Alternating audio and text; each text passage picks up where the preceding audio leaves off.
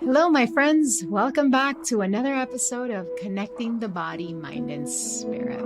I'm Lucy, and I'm very excited today to bring another conversation that I hope to enlighten and perhaps guide you a little as far as how to build better, healthier relationships, not only with ourselves, but with others. Today, we're diving into a topic that's close to my heart. And I truly believe that it's crucial for all of us who cherish our relationships and that are looking forward to perhaps building stronger, more deeper connections with others close to us, and even perhaps those around work and other situations and walks of life. Yes, today we're going to be speaking about expressing our feelings authentically and constructively. So get ready to share this episode with a friend, a partner, or anyone who you may need to perhaps start this new language of the heart with. Because today we're talking about the magic of I feel statements and how they can transform our connections with others. You know, in our lives filled with endless to-dos and responsibilities, it's so easy to forget the simple power of expressing how we feel. We get caught up in the moment, reacting to the actions of others, sometimes laying blame without even intending to. We just want to let them know how we think.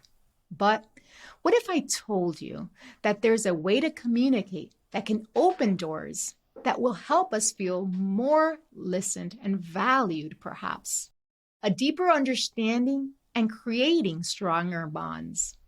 A way perhaps expressing our feelings without casting blame, but instead inviting and opening up to empathy and deeper connections. That's why today we're all about how I feel statements can help you transform your relationships. I feel is not about pointing the finger and letting you know how I think. I feel is not about making someone else the villain in our story. It's about owning our feelings and sharing them and how we perhaps may be feeling in a way that is really true to our own experiences and inviting those we love into our inner world with gentleness and respect, allowing vulnerability and for them to really see who we are. So, why is this so important? Well, imagine a world where we all felt heard and understood, where our relationships were free of assumptions and misunderstandings. It sounds so peaceful and just what we all want. And that is what I truly believe that the power of expressing our feelings with an I feel can do. It's not just about avoiding conflict. It's about building a bridge to one another's heart, where we get to really understand where we each are coming from. Perhaps miscommunication is the biggest reason there's these big arguments, not intentionally. Of course, there is intention at times, but perhaps many times we can save ourselves from these types of conflicts, from building these deeper relationships to really understand and know each other, what triggers and what doesn't. Today, we're going to explore why this matters, how it works, and I'll share some real-life examples to guide us so we can understand the differences between using one method and another. We'll go ahead and see what happens with couples when they use I feel statements and when they just don't. It's going to be an enlightening journey that I hope can transform and make a little difference in your relationships. So let's get into the heart of today's episode. Why is it so important to express our feelings, especially using I feel statements? Think about the last time you had a misunderstanding with someone that you cared about. Maybe it was over something small, but the emotions were anything but it. It's in these moments when our hearts are involved that our words carry so much weight.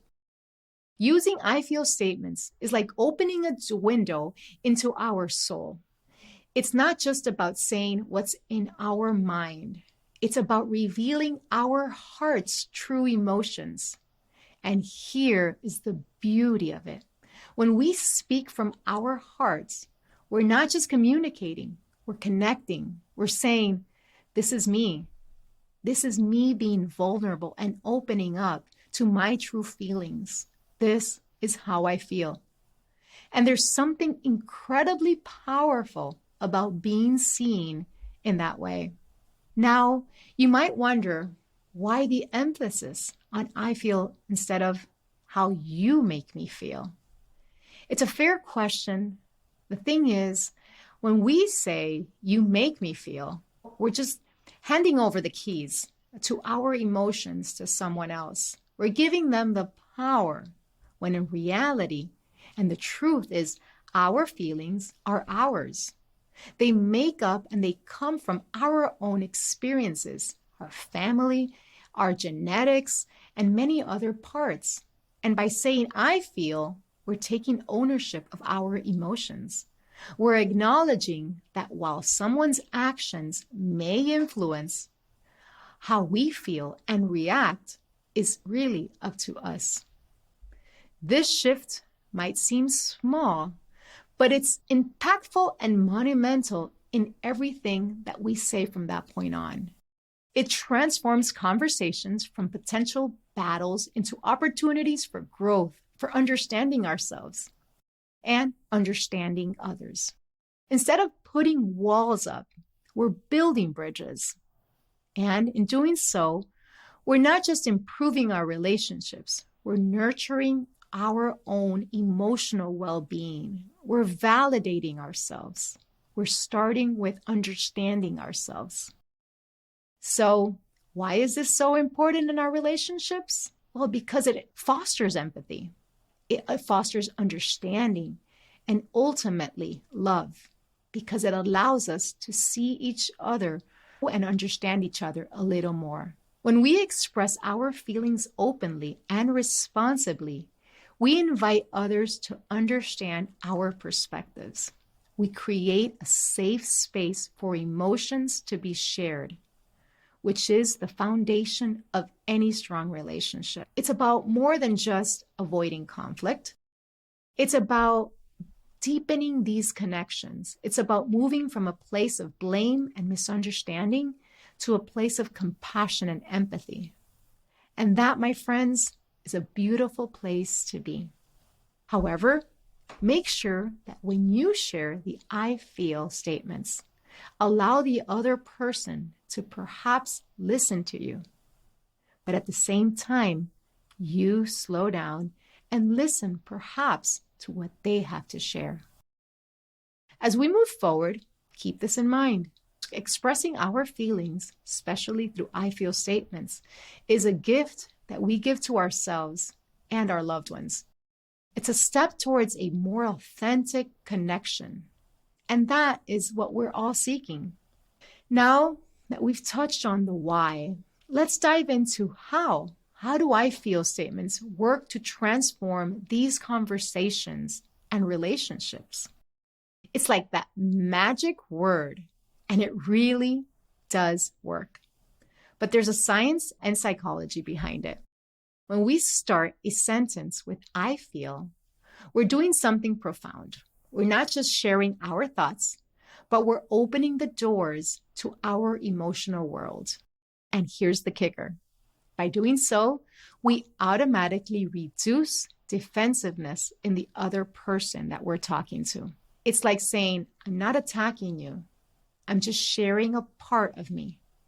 This creates a space where empathy flourishes. The other person doesn't have to react because you're not blaming them for anything. It's a place where empathy blooms. Understanding and connections are just around the corner after this. I feel statements encourage emotional responsibility. They remind us that our feelings, again, are ours. No one makes us feel anything without our permission.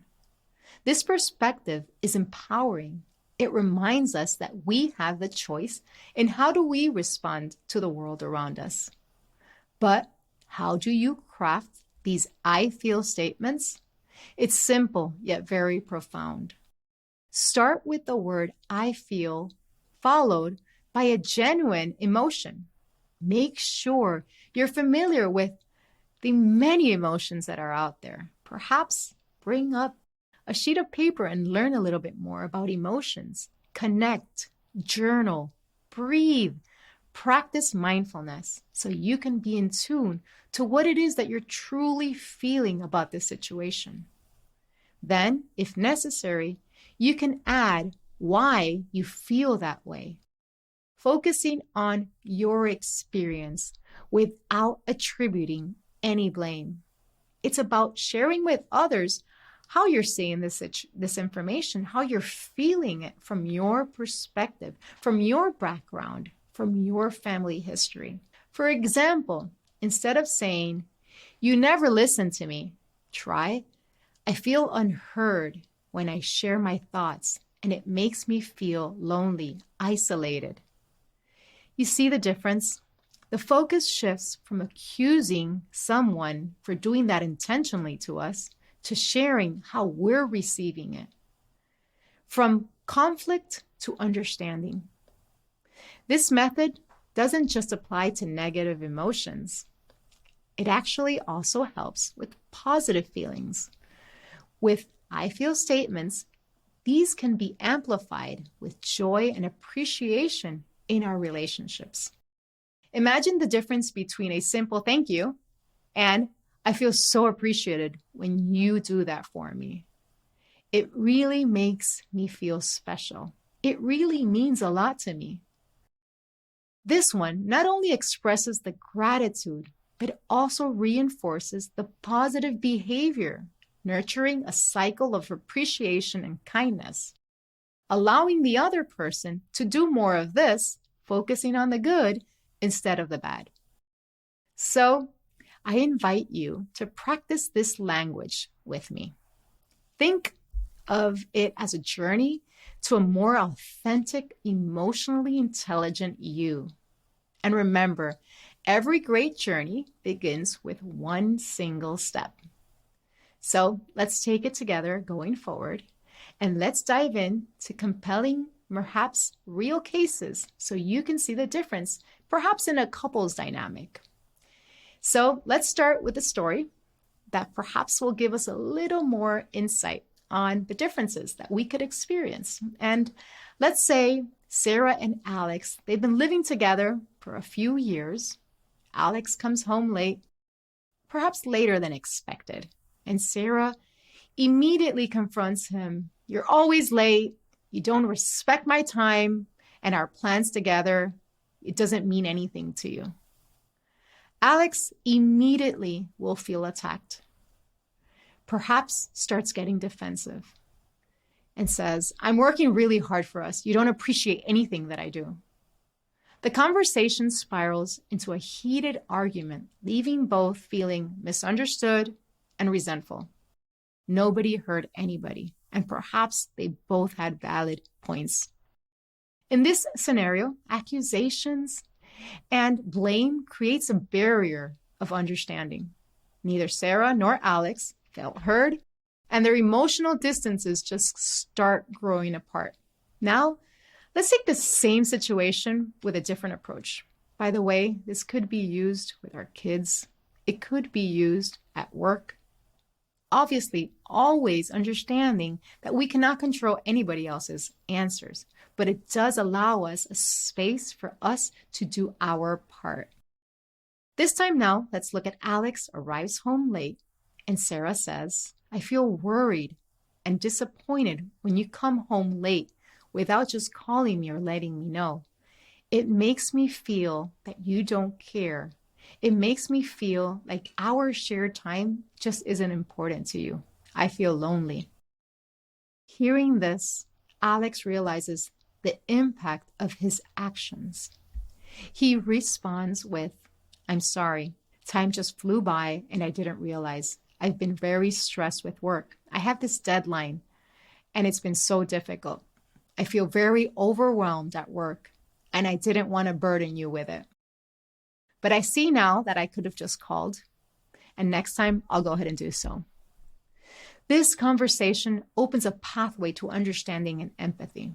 I know you might be saying very easy. And yes, sometimes things are easy said than done. But I promise you, with practice, again, this is a language that the more we practice it, the better we get at. Don't expect it to just happen from one day to another. Take a deep breath. Identify your feelings. Express them in a more assertive way towards yourself. Allow others to also start understanding this language. And if it doesn't go as smooth as the answer you were expecting, perhaps you can dig a little deeper and then say how that made you feel. So continue down this path of practicing this new love language of the heart, the language of emotions. This approach fostered a safer place for each to share openly their point of view. This case shows that the way we communicate our feelings can significantly impact our relationships. When we lead with I feel, we invite connections, understanding, empathy, and vulnerability to start happening in our lives and our relationships. We move from conflict and disconnection to a place where love, respect, understanding, and growth start happening. As we reflect on these stories, let's ask ourselves, how can I shift my approach of communication? How can I use I feel statements to transform my relationships? As we near the end of today's journey, I want to leave you with a challenge, a call to action that I hope you carry with you. It's about taking everything we've discussed today, from the importance of expressing our feelings to the transformative examples I talked about, and putting it into practice in our lives. So, the I Feel Challenge is over the next week, and from a place of curiosity, to consciously use I feel statements in your conversations, whether it's with a partner, your kids, a friend, a family member, or even a colleague. Take the opportunity to express your emotions openly and honestly, without placing blame and without expecting a perfect resolution. But notice the shift in your interactions. Observe how it changes the way you feel in the moment and the way others perhaps could respond. Pay attention to the openness and connection that could possibly blossom from such a simple yet profound change in how you communicate. Share your stories because we're all in this journey together. I'd love to hear from you. Share your experience with me. Did using I feel statements open up a new level of understanding in your relationship? Were there moments of surprise, revelation, even challenges? Let's create this space of sharing and learning from each other. Remember, the goal here isn't just to avoid conflicts. It's to deepen the connection with yourself and with others, to enrich our lives. It's about creating relationships filled with empathy, understanding, vulnerability, reality, and love. A place where all these feelings can start flourishing. Have patience. It's one step at a time, one day at a time. Start reading more about the emotions, journal, practice mindfulness so you can be in contact with them and be aware of what it really is that's going inside, what's going on inside. You have the power to transform your communication. It starts within. You have the power to create new type of connections. And indeed, all of this in your life. Thank you from the bottom of my heart for joining me on this journey today. Until next time, I hope you have the courage to express how you feel, to identify how you feel, be vulnerable, take that step, and allow others to also start learning about this language. So perhaps make sure to share this episode with somebody that you would like to take this journey with. Take care. I love you, and I can't wait to hear from you. I'll see you in the next episode.